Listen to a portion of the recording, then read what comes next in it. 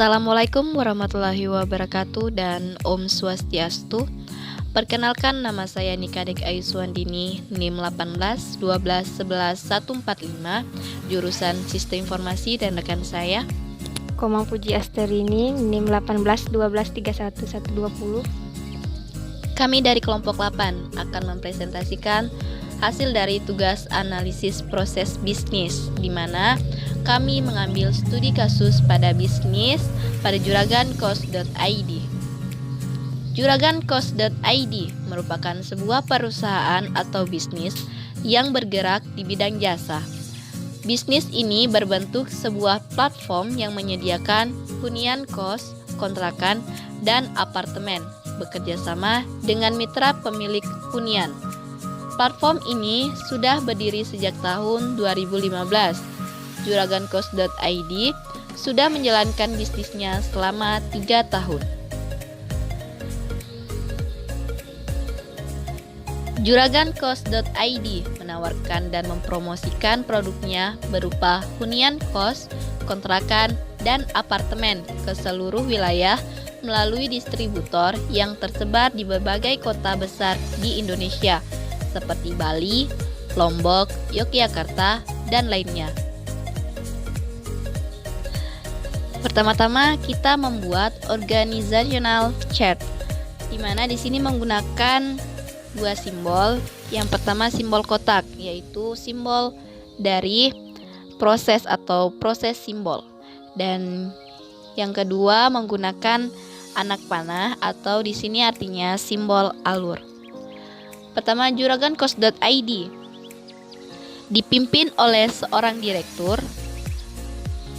dan dibantu oleh 3 orang manajer, yaitu manajer operasi, manajer keuangan dan administrasi, dan manajer pemasaran.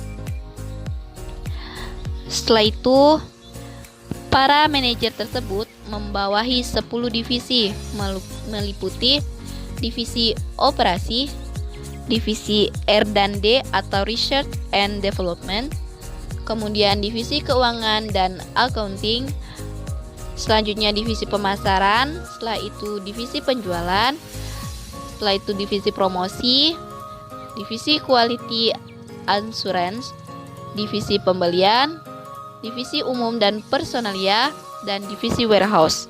Di sini untuk divisi produksi membawahi supervisor, sedangkan untuk divisi lainnya membawahi staff. Para juragan-cost.id ini terdapat 2 proses bisnis utama, yaitu konversi, penjualan barang, dan penerimaan kas. Selanjutnya kita masuk pada business process overview. Di sini terdapat beberapa simbol flowchart, yaitu kotak ini artinya simbol proses atau proses simbol. Kemudian simbol dari anak panah ini artinya simbol alur, dan bulat ini artinya simbol connection atau on page. Di sini terdapat manager dan supplier.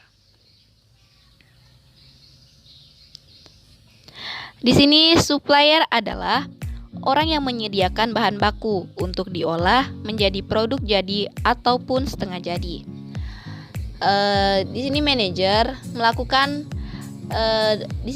start, yaitu melakukan pemesanan, kemudian dikonvensi. Setelah dikonvensi menurut peraturannya, data pemesanan tersebut masuk ke supplier atau orang yang menyediakan bahan baku. Ketika staf supplier ini sudah terdapat bahan bakunya, kemudian mengkonfirmasi pemesanannya sesuai dengan konvensi atau peraturannya. Kemudian meminta persetujuan kepada manajer. Jika manajer tersebut setuju, maka manajer tersebut melakukan pembayaran. Maka di sini terjadi penjualan dan penerimaan kas.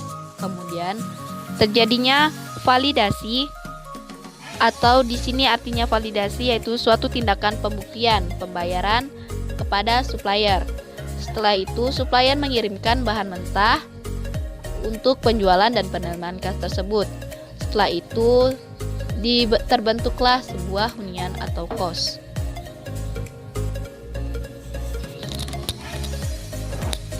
Baik, langsung saja saya akan melanjutkan penjelasan tentang business process overview.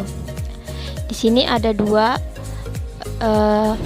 proses, yaitu dari divisi produksi dan divisi warehouse, di mana divisi warehouse ini merupakan staf pergudangan atau tempat penyimpanan barang.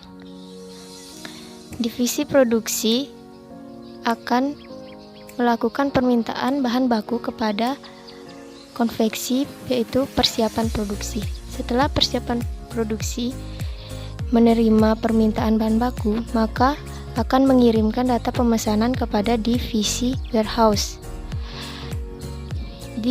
Pada staf divisi warehouse akan meng-ACC permintaan lalu melakukan persiapan produksi kembali. Setelah itu akan mengirim permintaan bahan baku kepada divisi produksi. Setelah divisi produksi menerima permintaan bahan baku, maka akan diproduksi menjadi permintaan barang jadi kepada divisi warehouse. Divisi warehouse akan mengkonfirmasi data barang yang nantinya akan diproduksi menjadi data barang yang telah diminta oleh divisi produksi. Selanjutnya di sini ada diagram sistem proses atau sistem pelaporan. Pada sistem pelaporan ini dilakukan start lalu login. Setelah dilakukan login, maka akan muncul tampilan laporan produksi. Tampilan laporan produksi akan diedit.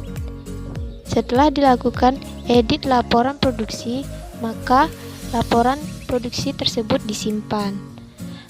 Selanjutnya selesai atau end.